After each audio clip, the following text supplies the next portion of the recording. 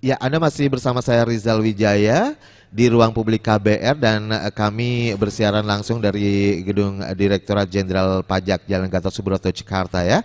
Dan kita juga masih berbincang mengenai tema kita pengaturan dividen pada klaster pajak penghasilan dan dipersembahkan oleh Direktorat Jenderal Pajak Kementerian Keuangan Republik Indonesia. Dan saya tidak sendirian karena masih bersama dua narasumber kami, yaitu Bapak Rumadi selaku fungsional penyuluh pajak ahli muda Direktorat Penyuluhan Pelayanan dan Hubungan Masyarakat Direktorat Jenderal Pajak. Kemudian ada juga Bapak Dwi Langgeng Santoso, fungsional penyuluh pajak ahli pertama Direktorat Penyuluhan Pelayanan dan Hubungan Masyarakat Direktorat Jenderal Pajak. Baik, dan tadi di awal juga sudah dijelaskan ya mengenai terkait dengan Undang-Undang Cipta Kerja kaitannya dengan perubahan pengaturan dividen pada klaster pajak penghasilan. Dan jadi intinya adalah bahwa wajib pajak badan dengan adanya Undang-Undang Cipta Kerja ini ya, ini wajib pajak badan dibebaskan tanpa syarat ya dari pajak penghasilan ya. Oke, kemudian bagi orang pribadi ini tetap ada syaratnya, ada ketentuannya. Nah, sekarang saya ke Mas Langgeng. Mas Langgeng, ini dividen dari dalam negeri yang diterima oleh wajib pajak badan dalam negeri dengan kepemilikan saham berapapun tidak dikenai PPh, seperti itu ya. Kemudian wajib pajak orang pribadi dalam negeri dikenai PPh final itu 10% tadi disebutkan. Kecuali apabila dividen tersebut diinvestasikan di wilayah NKRI dalam waktu tertentu itu tidak dikenakan PPh ya. Oke. Nah, bagaimana nih sebenarnya jenis usaha investasi supaya dividen yang diterima orang pribadi ini tidak terkena PPh? Bisakah? Baik, siap. Terima kasih Silakan, Mas Rizal. Mas. Baik, sebelumnya selamat pagi pendengar KBR di seluruh Indonesia. Saya Dwi Langgeng. Baik, pertanyaan menarik Mas Rizal ya. Tapi sebelum saya menjawab pertanyaan Mas Rizal, mungkin saya akan coba sedikit ya mengulang tadi ya terkait pengaturan dividen pra Undang-Undang Cika dan pasca Undang-Undang Cika, kan seperti itu.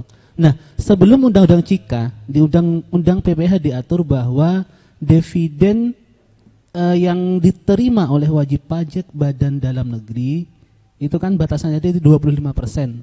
Ketika di bawah 25% itu nanti maka dikenakan PPh.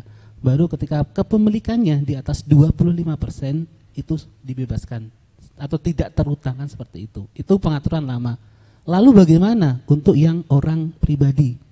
Orang pribadi dulu tidak ada pengecualian. Artinya itu menjadi objek pajak PPh dengan tarif tadi yang Mas bilang tadi, yaitu 10%. Nah, itu sebelum atau pra Undang-Undang Cipta Kerja. Nah, dengan adanya Undang-Undang Cipta Kerja, Undang-Undang Cipta Kerja itu setidaknya ketika kita bicara perpajakan terkait dengan Cipta Kerja itu setidaknya ada 3 peraturan Mas yang harus kita baca lah atau kita pahami ya. Yang pertama tentunya adalah dari undang-undangnya sendiri, yaitu Undang-Undang Nomor 11 tahun 2020. Atas undang-undang tentunya tidak bisa berdiri sendiri. Pastinya perlu aturan turunan. Betul. Terbitlah peraturan pemerintah nomor 9 tahun 2021. Turunannya ya? Yes. Nah, dari PP masih kurang. Idealnya memang di tingkat kementerian harus ada pengaturan khusus terkait ini. Nah, maka terbitlah peraturan Menteri Keuangan nomor 18 garing PMK 03 tahun 2021. Nah, di sinilah di PMK 18 inilah semuanya yang terkait dengan pengaturan di Undang-Undang Cika atau mungkin kita fokus pada hari ini adalah khusus dividen nanti ada di situ. Mulai dari pasal 14 sampai dengan 43 itu membicarakan masalah dividen itu baik dari dalam negeri maupun yang luar negeri. Nah, sekarang saya akan fokus yang di dalam negeri. Nah, pasca atau setelah Undang-Undang Cika ini, kan ketika kita bicara di dalam negeri, kan wajib pajak dibedakan menjadi 2 ya. Wajib pajak dalam negeri dan wajib pajak badan dalam negeri dan wajib pajak orang pribadi. Nah, tadi yang aturan lama untuk wajib pajak orang pribadi baru dikenakan PPh ketika penyertaan atau kepemilikan saham itu di bawah 25%. Nah, di aturan yang baru itu sangat ringan sekali, bukan ringan, malah free dan tanpa syarat. Tanpa syarat. Memang ya. tidak terutang, bukan objek, seperti itu Mas. Oke. Kalau dulu kan ada 25%, sekarang pun katakan 20%, bebas. Bebas. Nah, itu yang badan. Baik. Nah, lalu bagaimana yang orang pribadi? Orang pribadi. Nah, orang pribadi itu juga bebas, artinya bukan menjadi objek PPh, tetapi ada tapinya. Harus memenuhi beberapa syarat dan ketentuan, baru nanti itu menjadi bukan objek PPh atau dibebaskan dari PPh. Syaratnya apa saja? Nah, setidaknya nanti ada 3 syarat yang harus dipenuhi oleh wajib pajak orang pribadi. Nah, pertama tentunya adalah kita harus bicara tadi bahwa salah satu semangat tadi bahwa adalah kita pemerintah mencoba untuk menaikkan atau meningkatkan iklim investasi, ya kan? Betul. Pak Jokowi dalam beberapa kesempatan atau hampir setiap kali kesempatan ketika kita bicara mengedepankan soal ini. Investasi, permudah investasi, syarat harus mudah, bla bla bla. Nah, pajak mencoba, kan artinya kan kita juga harus punya kontribusi ya. Betul. Terhadap, kan kalau kemarin dibilang itu tidak ada visi menteri atau tidak ada visi kementerian, adanya visi presiden. Nah, seperti itu. Nah, dari sisi investasi ini, nah salah satunya dari dividen, bahwa untuk yang diterima oleh orang pribadi, dividen orang pribadi kamu bisa bebas selama kamu nanti harus menginvestasikan. Nah, untuk sektor-sektornya tentunya tidak semua sektor harus diatur juga, kan nggak mungkin investasi di mana, misalkan investasi di odong-odong ataupun di investasi yang apa itu kan nggak bisa juga kan. Harus diatur lebih. Ada beberapa sektor yang termasuk dalam kriteria kategori bener ini. Banget Mas. Nah, kira-kira apa aja nih sektornya? Nah, sektornya juga tidak sedikit. Kalau kita lihat di PMK 18 ini ada 12 Mas. 12 sektor. Nah, saya baca aja ya karena nggak hafal ya kalau 12 ya, nggak apa ya. Siap. Panjang juga ya. Iya. Baik, saya mulai yang pertama Mas. Jadi gini, syaratnya bahwa dividen yang diperoleh itu wajib diinvestasikan kembali ke instrumen investasi Indonesia dengan bentuk-bentuk sebagai berikut. Yang pertama atau A ya, itu adalah dalam bentuk surat berharga dan surat berharga syariah negara, atau mungkin bahasa kerennya ya SBN dan SBSN. Itu bentuk pertama. Nah, terus yang kedua, yaitu tentunya dalam bentuk obligasi atau sukuk badan usaha milik negara atau dalam bentuk BUMN ya, yang ini ada ketentuannya juga yang diawasi oleh OJK. Nah, jadi ada peran OJK di situ kan sebagai pengawas. Nah, artinya kan sudah terverifikasi. Berikutnya adalah obligasi atau sukuk lembaga pembiayaan yang dimiliki pemerintah dan kembali lagi diawasi oleh OJK. Itu yang ketiga. Yang keempat, obligasi atau sukuk perusahaan swasta dan sama lagi diawasi oleh OJK. Seperti itu. Terus yang kelima, ada investasi keuangan pada bank persepsi yang mana termasuk juga dengan bank syariah. Itu yang kelima. Terus yang keenam adalah investasi infrastruktur melalui kerjasama antar pemerintah dan badan usaha. Terus yang ketujuh adalah investasi sektor real yang telah ditentukan oleh pemerintah, seperti itu. Terus yang hanya yaitu penyertaan modal pada perusahaan baru yang didirikan dan berkedudukan di Indonesia sebagai pemegang saham. Terus yang I-nya sama penyertaan modal, tetapi untuk perusahaan yang sudah didirikan. Kalau yang H tadi yang baru didirikan, yang I ini yang existing, artinya yang sudah ada, seperti itu.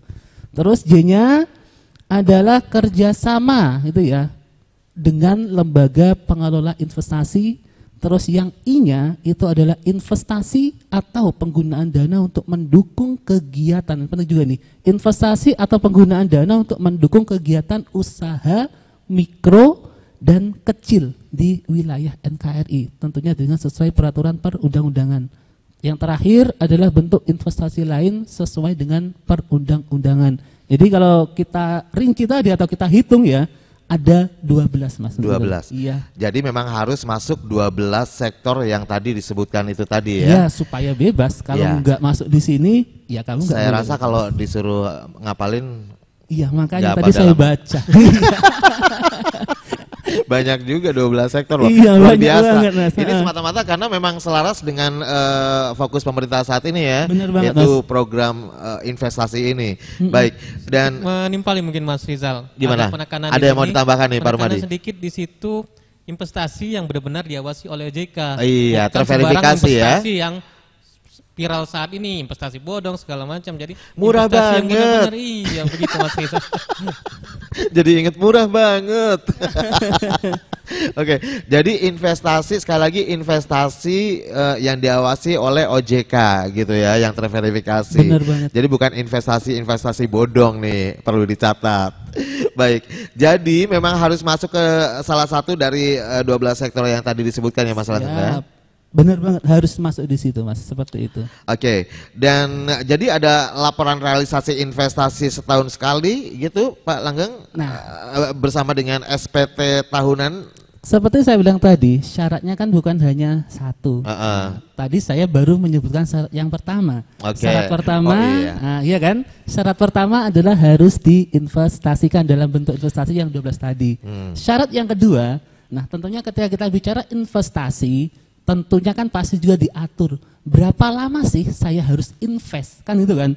Nggak mungkin nggak diatur kan? Yang penting invest. Kurun waktunya ya. Nah benar banget, masa saya invest terus besok saya tarik lagi, ya masa seperti itu kan harus jelas juga kan, harus Oke. diatur juga. Ketentuannya terkait seperti apa tuh? periodenya. Periodenya. Nah, itu nanti masuk di kriteria yang kedua, bahwa dividen tadi yang diinvestasikan kembali ke instrumen investasi itu dalam waktu minimal 3 tahun Mas, sejak dividen bersangkutan diterima atau diperoleh.